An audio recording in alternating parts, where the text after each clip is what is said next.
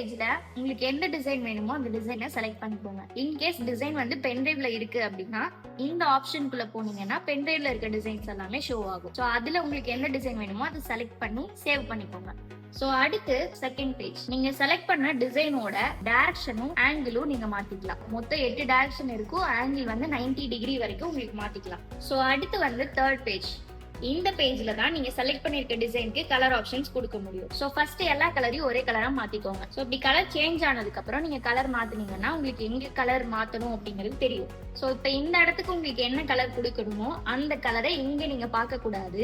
Needle நம்பர்ல என்ன colour இருக்கோ அந்த நம்பரை நீங்க இங்க கொடுத்தீங்கன்னா போதும். ஸோ கலர்ஸ் கொடுத்துட்டீங்கன்னா அடுத்து ஃபோர்த் பேஜ். ஸோ இந்த பேஜ்ல தான் உங்களோட டிசைனை நீங்க கன்ஃபார்ம் பண்ண போறீங்க.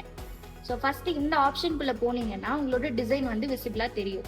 இப்போ நம்ம ஆல்ரெடி இருக்கிற டிசைனை கேன்சல் பண்ணணும். பண்ணிட்டு இப்போ நம்ம செலக்ட் பண்ணிருக்க டிசைனை இந்த ஃப்ரேம் ஏரியாக்குள்ள பார்த்துட்டு நமக்கு எந்த இடத்துல வைக்கணுமோ அங்கே நம்ம செட் பண்ணணும். செட் பண்ணிட்டு கன்ஃபார்ம் பண்ணோம் அப்படின்னா டிசைன் கன்ஃபார்ம் ஆயிடும். ஸோ இந்த ஆப்ஷன் எதுக்குன்னா நம்ம ஃப்ரேம் ஏரியால டிசைன் வந்து இடிக்குதா அப்படிங்கறது தெரிஞ்சுக்கிறதுக்காக தான். இன்கேஸ் இடிக்கிற மாதிரி இருந்ததுன்னா உங்களுக்கு இந்த மாதிரி ரெட் கலர்ல தெரியும். ஸோ அந்த மாதிரி ரெட் கலர்ல நமக்கு இருக்கக்கூடாது. ஸோ நம்ம மூவ் பண்ணி வச்சுட்டு திருப்பி டிசைனை கேன்சல் பண்ணி கன்ஃபார்ம் பண்ணிட்டு ஸ்டார்ட் பண்ணிக்கலாம்.